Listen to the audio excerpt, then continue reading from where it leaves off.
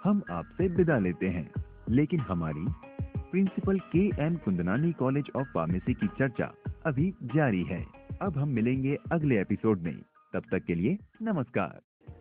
इसमें भारत सरकार की ओर से कोई फाइनेंशियल असिस्टेंस बिजनेस डेवलपमेंट के लिए फार्मास्यूटिकल कोर्स किए हुए बच्चों को मिलता है या नहीं? हमारा तो गवर्नमेंट एडेड कॉलेज है, तो अंडर ग्रेजुएट के लिए हमारा director of technical education Maharashtra government के साथ हमारा वो एडेड कॉलेज है, ग्रांट मिलती है। रिसर्च एंड डेवलपमेंट के लिए हमारा बीफार्म कोर्स एक्रेडिटेड है, तो बहुत सारी ग्रांट सेंट्रल से भी मिलती है, MHRD से, like AICT, UGC, department of science and technology, बहुत सारे प्रोजेक्ट्स मिलते हैं। और हमारा 13 फैकल्टी मेंबर जिनके पास डॉक्टरेट डिग्री है, बहुत अच्छा काम कर रही है रिसर्च में, with funding from central agencies. ये तो शिक्षा के लिए फंडिंग हो गई जो आपने कहा। मैंने ये कहा ये शिक्षा पूरी करने के बाद अगर फार्मास्यूटिकल कॉलेज से निकले हुए विद्यार्थी अगर उद्योग जगत में कुछ करना चाहते हैं तो उसको भारत सरकार से या महाराष्ट्र सरकार से कोई मदद मिलती है आर्थिक? ये तो फिलहाल उनका डिपार्टमेंट जो है महाराष्ट्र गवर्नमेंट का स्मॉल स्केल इंडस्ट्रीज का, उससे शायद कुछ मदद मिलती होगी, बट डायरेक्टली सेंट्रल गवर्नमेंट से शायद इतना अभी तक तो मिलती नहीं है।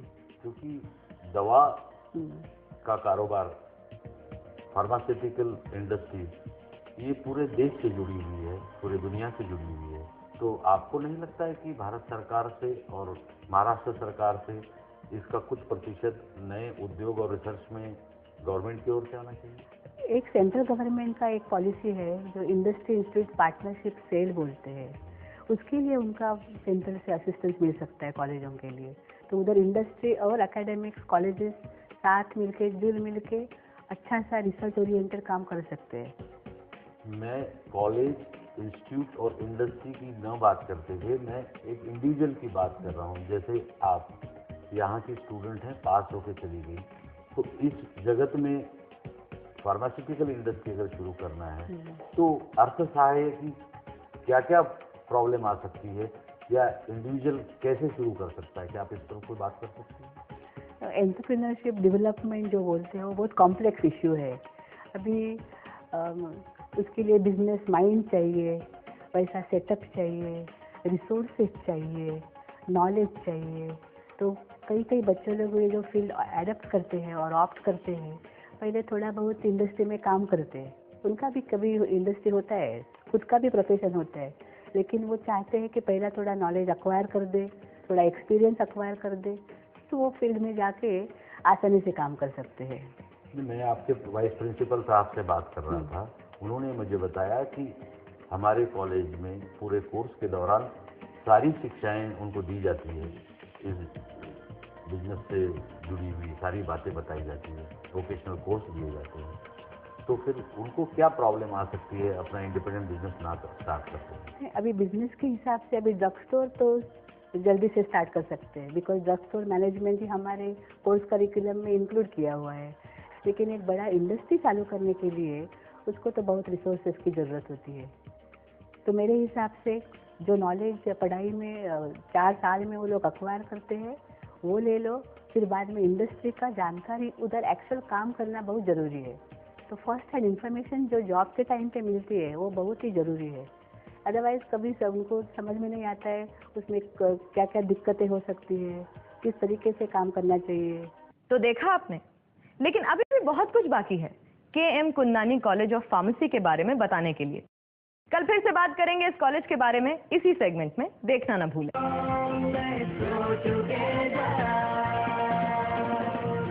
इनोविजन मीडिया को जरूरत है कॉन्सेप्ट सेलिंग के लिए मार्केटिंग सेल्स एग्जीक्यूटिव्स की, और क्रिएटिव टीम में जरूरत है डायरेक्टर, असिस्टेंट डायरेक्टर्स और एडिटर्स की।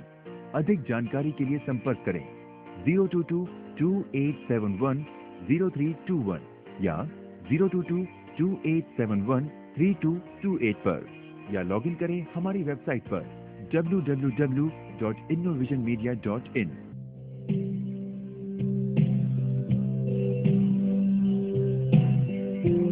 रुपए के चिन्ह को कैबिनेट की मंजूरी मिलने के बाद अब इसे सॉफ्टवेयर डिक्शनरी और कंप्यूटर कीबोर्ड में शामिल करने की मुहिम शुरू हो गई है। सेल फोन में भी इस प्रतीक को शामिल करने की जरूरत होगी।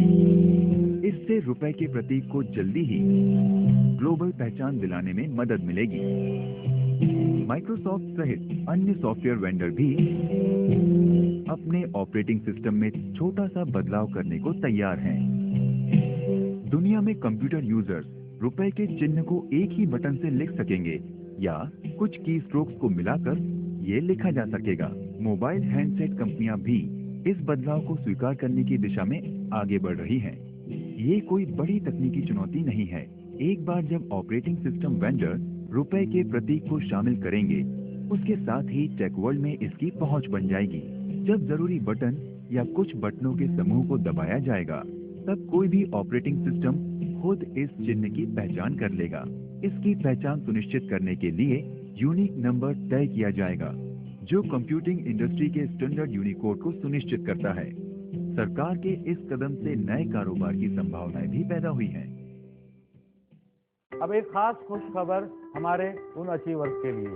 आप किसी भी बिजनेस या कारोबार को चला रहे हो जिसे आपने अपनी मेहनत और लगन से बढ़ाया हो, कंपनी हो या इंडस्ट्री, इनोविजन मीडिया आपको इस शो के द्वारा सम्मानित करने जा रहा है। यह पुरस्कार न सिर्फ आपकी हिम्मत को बढ़ावा देने के लिए है, बल्कि आपके समाज में और आपके कारोबारी दुनिया में आपका नाम बढ़ाने का जरिया भी बनेगा। आप अपने नॉमिनेशन के लिए हमसे संपर्क करें। तो दोस्तों, ये मौका अपने हाथ से जाने न दें।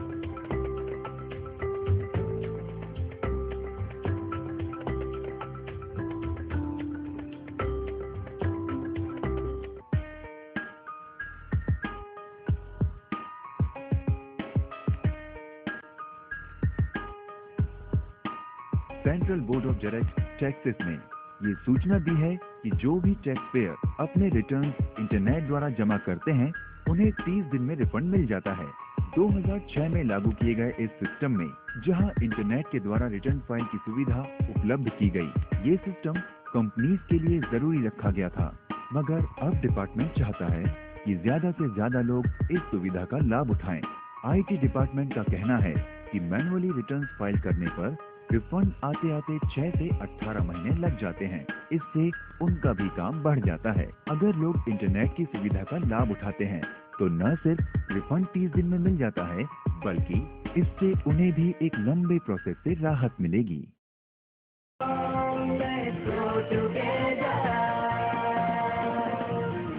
पर्सनल इनकम टैक्स कैसे कैलकुलेट करते हैं? पर्सनल इनकम टैक्स जो है, it is tax on personal income of a person.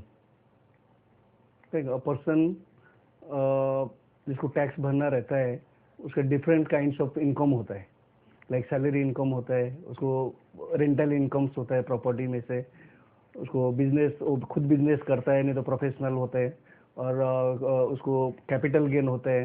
Capital gain means profit on sale of movable and immovable property होता है, और अदर सोर्सेज का इनकम होता है, जैसे इंटरेस्ट होता है और डिविडेंड होता है, उस टाइप का इनकम होता है। सो 5 टाइप का इनकम होता है कोई भी पर्सन का, 5 टाइप का इनकम। तो फर्स्ट 5 टाइप का इनकम को आपको कैलकुलेट करने का है।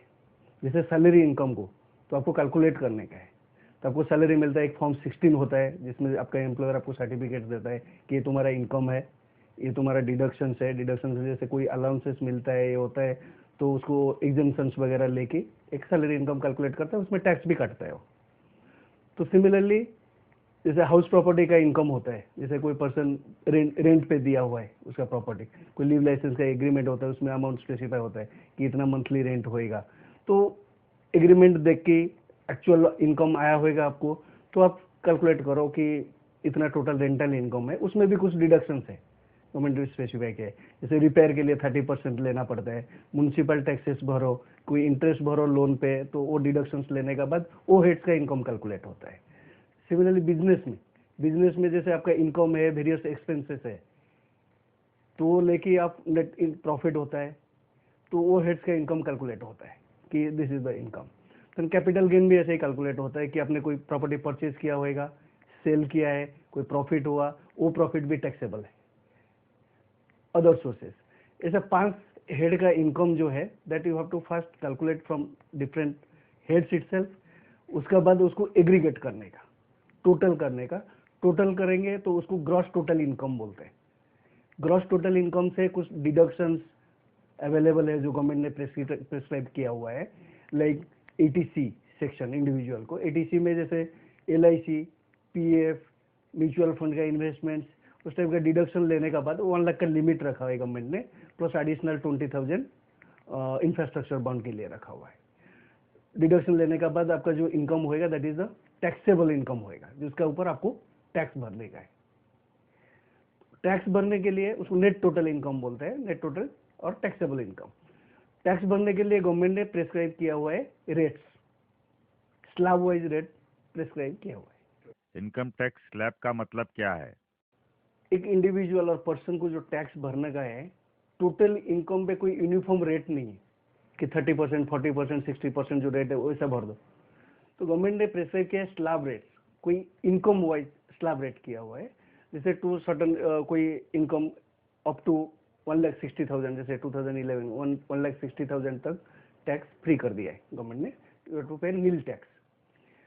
160 से 5 लाख तक 10% tax, 5 to 8 lakhs it is 20%, and above 8 lakhs it is 30%।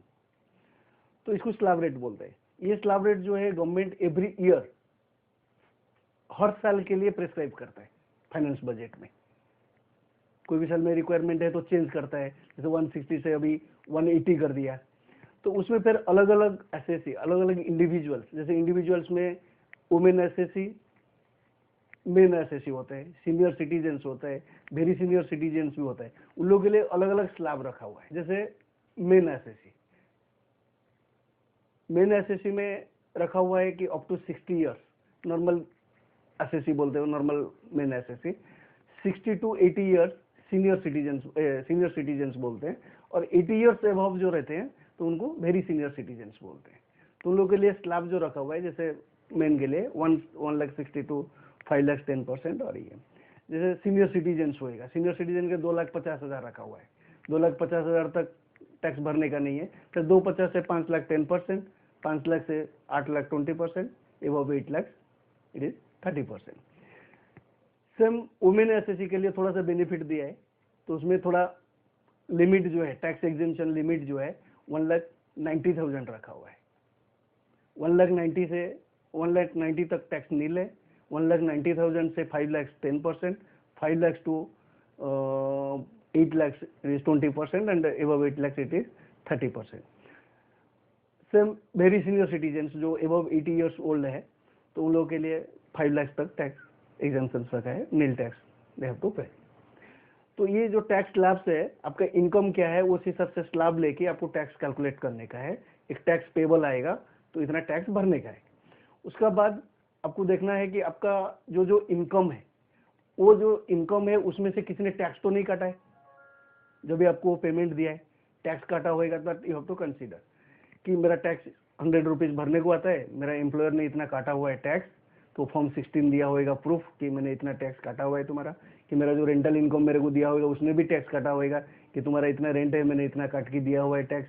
तो वो जो टैक्स आपने ऑलरेडी डिडक्शन हुआ है आपका बिहार में, किसने काटा हुआ है, then you have to consider that, you have to take deduction, क्योंकि आपका ही टैक्स किसने भरा हुआ है।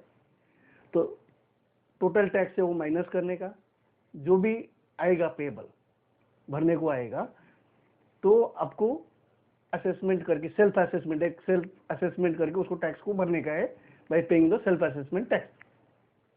तो उसमें से आपको ये देखने के आपने कोई एडवांस टैक्स वगैरह भी भरा होएगा, तो वो भी डिडक्शन करके जो नेट आएगा उसको रिटर्न फाइल करने का टाइम पे वो टैक्स भर के आपको रिटर्न फाइल करने का।